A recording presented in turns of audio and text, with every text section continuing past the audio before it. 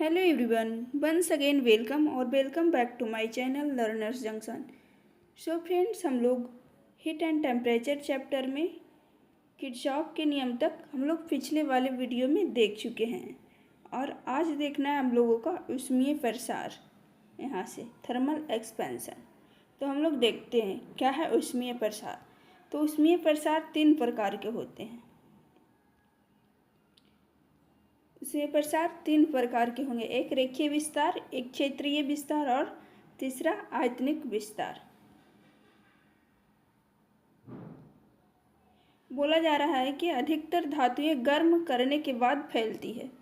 अधिकतर धातुएं जो है वो गर्म करने के बाद फैलती है, जिसे प्रसार गुणांक द्वारा दर्शाया जाता है।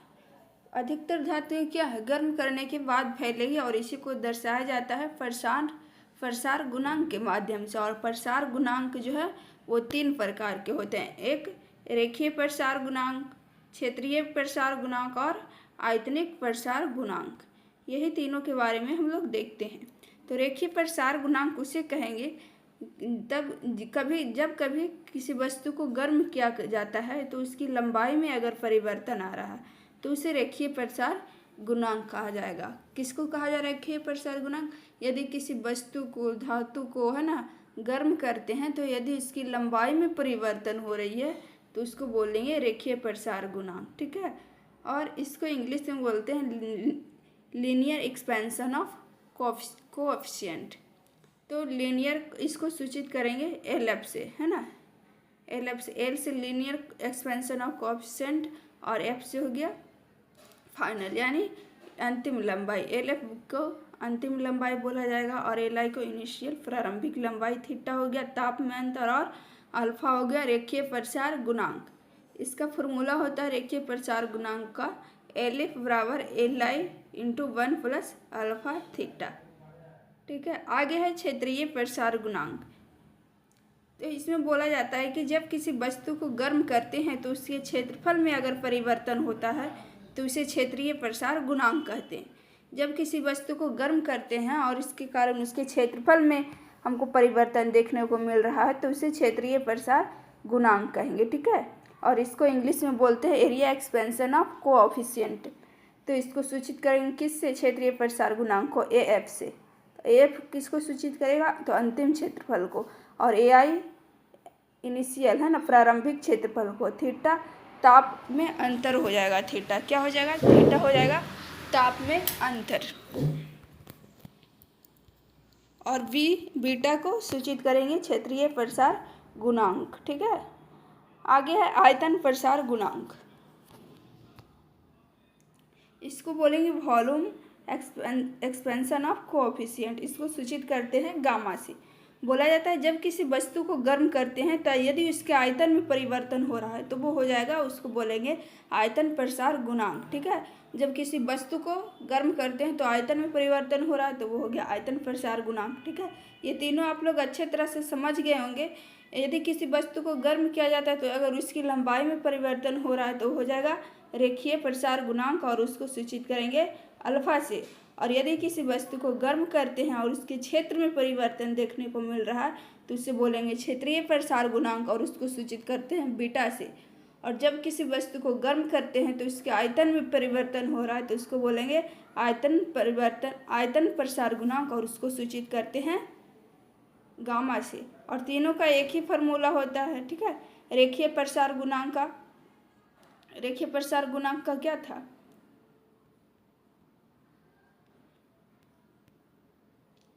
उसी तरह एक फॉर्मूला को याद कर लीजिएगा। यदि रेखीय प्रसार, क्षेत्रीय प्रसार या आयतनिक प्रसार का इसे सूचित करने का तरीका अलग अलग है। इसको बोलेंगे VF से सूचित करेंगे क्योंकि वॉल्यूम बराबर आयतनिक प्रसार गुणांक हो जाएगा। VI हो जाएगा प्रारंभिक आयतन इंटू 1 प्लस गामा थीटा, ठीक है। जहाँ VF क्या है? अंतिम आयतन और VI आरंभिक आयतन और ताप में अंतर थीटा और गामा आयतन प्रसार गुणांक हो गया। अब रेखीय प्रसार गुणांक, क्षेत्रीय प्रसार गुणांक और आयतनिक प्रसार गुणांक तीनों में संबंध है। तीनों को अल्फा, बीटा और गामा से सूचित किया जाता है। तो ये तीनों का अनुपात 1:2:3 3 होता है। ये तीनों में इसी प्रकार का संबंध है। अल्फा बीटा गामा का एसआई मात्रक केल्विन इन्वर्स होता है। कितना होता है? यदि क्षेत्रीय प्रसार का एसआई मात्रक पूछे तो भी यही होगा, या रेखीय प्रसार गुणांक का एसआई मात्रक पूछे तो भी केल्विन इन्वर्स ही होगा, और आयतनिक प्रसार गुणांक का भी यदि हमको एसआई मात्रक पूछा जाता है तो वो भी केल्विन इन्वर्स ही होगा। बोला जा रहा है कि अगर किसी चकती में एक या कई छेद हो तो चकती को गर्म करने पर छेद का आकार बढ़ जाता है। ठीक है, अगर किसी चकती है ना, चकती है, इसमें बीच में एक छेद है, तो इस चकती को यदि गर्म किया जाता है तो इस छेद का आकार बढ़ जाता है। किस कारण? तो यही इसी के कारण, क्षेत्रीय प्रसार गुणांक के कारण ही इसका जो छेद का आकार है वो बढ़ जाता है। आगे है कि इलेक्ट्रिक आयरन में ऑटोकट प्रसार गुणांक पर आधारित है। इलेक्ट्रिक आयरन ऐसा होता है, बहुत सारे आयरन अब आ गए हैं कि यदि जितना ज़रूरत है यदि उससे ज़्यादा गर्म हो जाता है तो इसमें ऑटो कट दिया जाता है। तो ये भी प्रसार गुणांक पर ही आधारित है, वो ज़्यादा फैल जाता है ना, इस प्रकार खुद से वो ऑटो कट ले लेता है। आगे है रेल की पटरियों के बीच में खाली स्थान छोड़ा जाता है क्योंकि गर्मी के दिनों में पटरी फैलती है। चूँकि गर्मियों के दिनों में धातुओं का प्रसार होता है, यह रेखीय प्रसार गुणांक पर आधारित है। रेल की पटरियों में है ना, जब बीच में खाली स्थान छोड़ दिया जाता है, ऐसा इसलिए किया जाता है क्योंकि गर्मी के दिनों में जो है पटरी फैलती है। चूँकि गर्मियों के दिनों में गर्मी के दिन में है धातु का प्रसार होता है, तो ये किस पे आधारित है? इसकी लंबाई में परिवर्तन हो रहा है, तो ये रेखीय प्रसार गुणांक पर आधारित है। और इसी पे एक न्यूमेरिकल दिया गया है, बोला गया है कि अगर आयतन प्रसार गुणांक का मान 10x केल्विन इन्वर्स हो, आयतन प्रसार गुणांक यानी इसको किससे सूचित करेंगे? तो क्षेत्रीय प्रसार आयतन प्रसार गुणांक यानी गामा बराबर है ना, गामा बराबर दिया गया है 10x के इन्वर्स 1। तो इसका बीटा निकालना है हमको, जबकि हम लोग देखे थे अल्फा इंटू अल्फा और बीटा गामा का संबंध क्या होता है? 1:2:3। तो हमको क्षेत्रीय प्रसार गुणांक और आयतन प्रसार गुणांक ये दोनों का मान दिया गया, तो हम लोग यहाँ लिख सकते हैं बीटा बटा गामा बराबर बीटा का मान 2 और 3। इस प्रकार तो संबंध होता है ये दोनों में, है ना, बीटा बराबर गामा, बीटा बटा गामा बटा 2/3। बीटा बराबर क्या हो जाएगा? यहाँ से देख लेंगे 2 गामा/3, और गामा का मान इतना, आयतन प्रसार गुणांक का मान दिया गया है ना 10x केल्विन इन्वर्स, तो इसका मात्रक है, तो 10x लिखेंगे। इसको हल करने पे आ रहा है 6.6x केल्विन इन्वर्स। बोला जा रहा है कुछ ऐसे पदार्थ हैं जिसे गर्म करने पर आयतन बढ़ता है ना। बहुत सारे ऐसे पदार्थ हैं जिसको गर्म करने पे उसका आयतन बढ़ता है, जैसे कि घी, नारियल का तेल, धातु का प्लेट, मोम, ये सबको गर्म यदि किया जाता है तो ये सब का आयतन बढ़ता है। दाब बढ़ने पर क्वथनांक, गलनांक, दाब बढ़ने पर भी इसका क्वथनांक और गलनांक बढ़ता है। कुछ पदार्थ ऐसे हैं जिसको गर्म करने पर आयतन घटता है, लेकिन कुछ पदार्थ ऐसे भी है जिसको अगर गर्म किया जाए तो उसका आयतन घटता है। ठीक है, आयतन घटता है, याद रखिएगा। तो कौन से पदार्थ है जिसको गर्म करने पर आयतन घट जाएगा? तो पानी, है ना, पानी, बर्फ है, पानी में बर्फ, उसको गर्म करेंगे तो बर्फ का आयतन ज़्यादा होता है, लेकिन पानी का आयतन उसकी तुलना में थोड़ी कम होती है। तो पानी को गर्म करने, बर्फ को गर्म करने पर उसका आयतन क्या होगा? घट जाएगा। ढलवा लोहा को भी गर्म करने पर उसका आयतन घट जाएगा। और विस्वत, बर्फ, ढलवा लोहा और विस्वत को गर्म करने पर क्या होता है? आयतन घटता है। दाब बढ़ने पर क्वथनांक, गलनांक इसका घटता है। और ये बर्फ, ढलवा लोहा और विस्मत का ना दाब बढ़ने पर इसका क्वथनांक और गलनांक घटता है। ठीक है,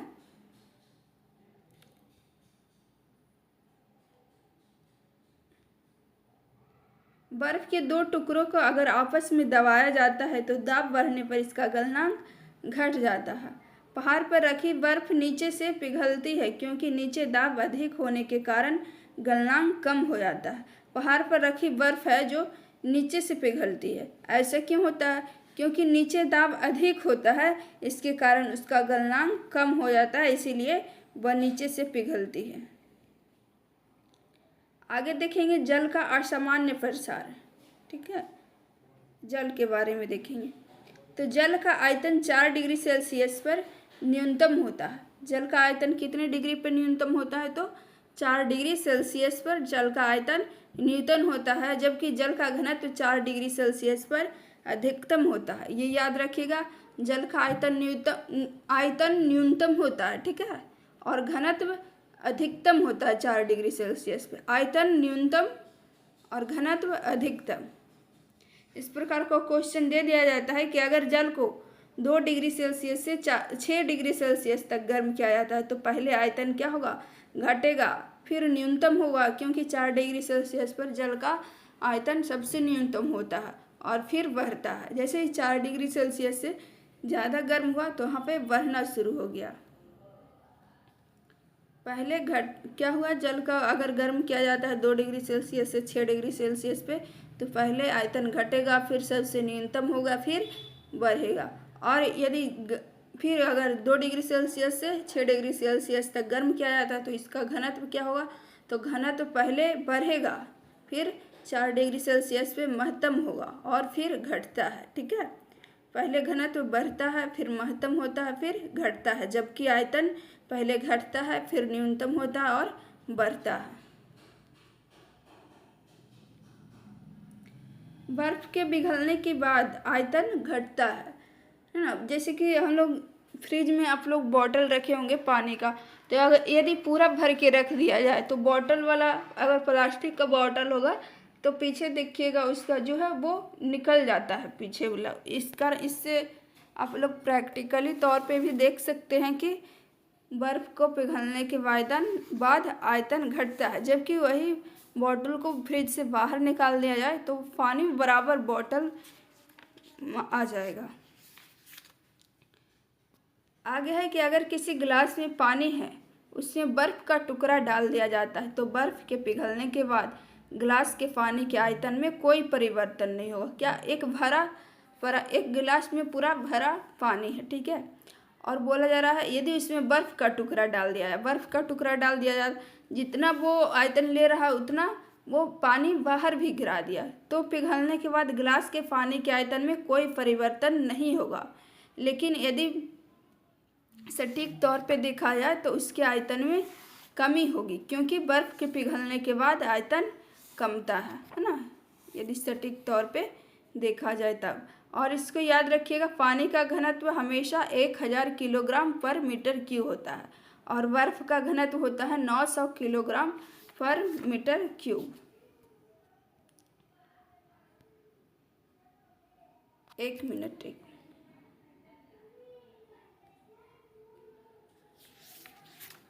आगे है हम लोगों का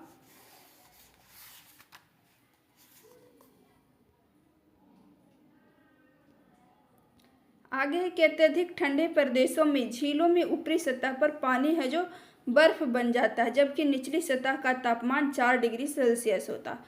अत्यधिक ठंडे प्रदेशों में यह देखने को मिलता है कि झीलों में ऊपरी सतह पर पानी है जो क्या? बर्फ बन जाता है, जबकि निचली सतह का तापमान 4 डिग्री सेल्सियस होता है। तो बर्फ नीचे नहीं, ऊपर बर्फ जम जाता है, जबकि नीचे पानी ही रहता है।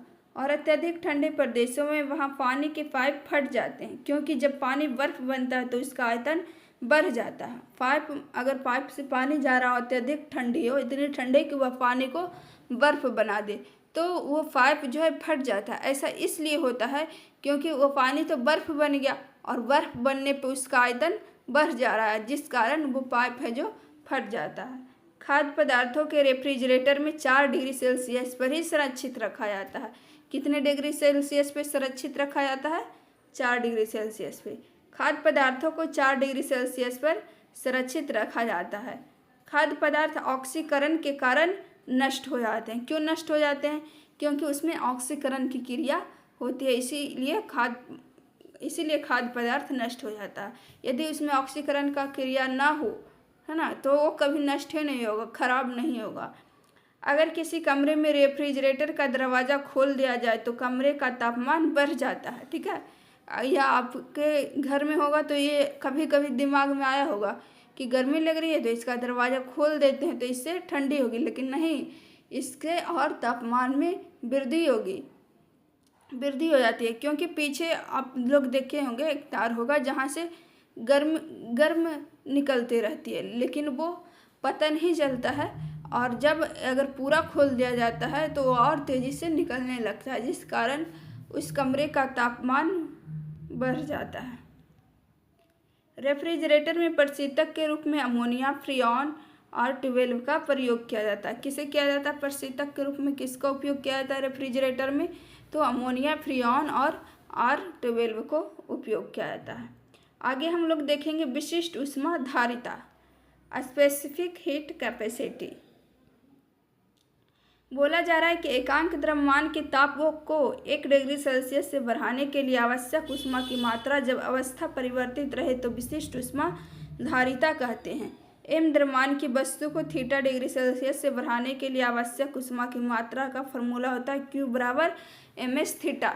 ठीक है, जहाँ S है विशिष्ट ऊष्मा धारिता, S किसको S विशिष्ट ऊष्मा धारिता को सूचित करता है। एक बार फिर से देखेंगे, बोला जा रहा है एकांक द्रव्यमान के तापमान को, ठीक है, एकांक द्रव्यमान के तापमान को 1 डिग्री सेल्सियस से बढ़ाने के लिए आवश्यक ऊष्मा की मात्रा जब अवस्था परिवर्तित रहे तो विशिष्ट ऊष्मा धारिता वही कहलाएगी।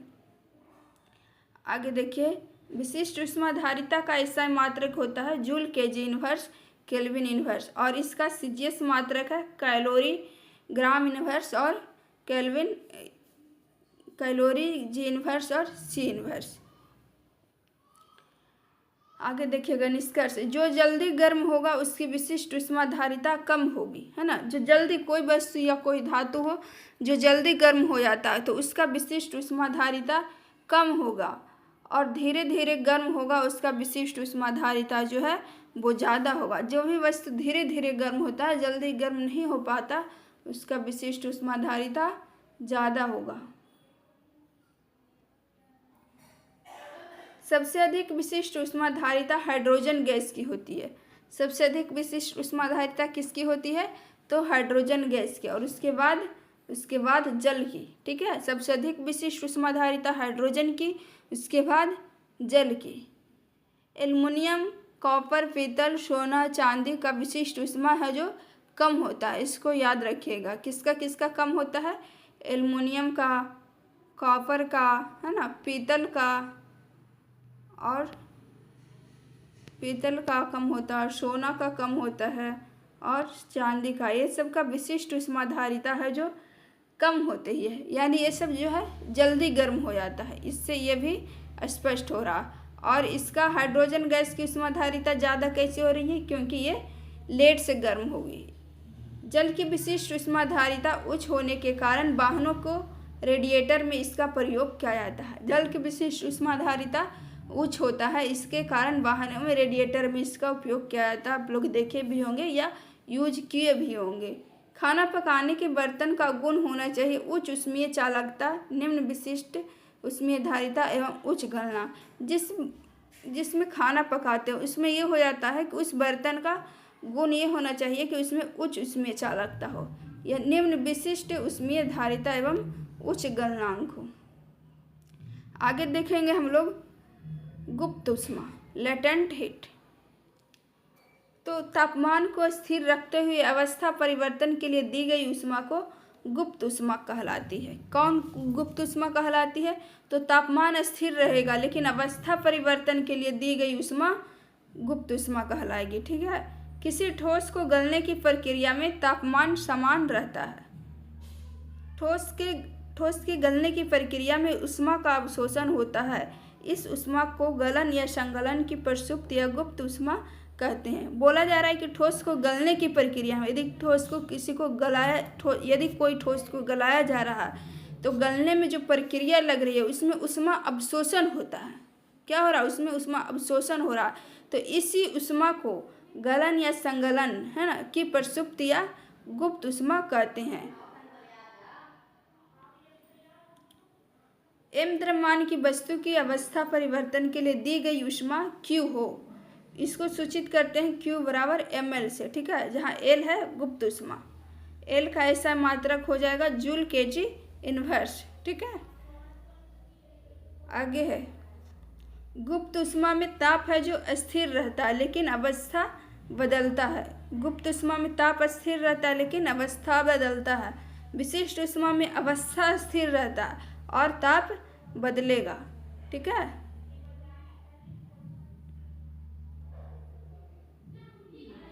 एक कैलोरी बराबर कितना जूल होता है? तो 4.2 जूल। एक कैलोरी बराबर 4.2 जूल होता है।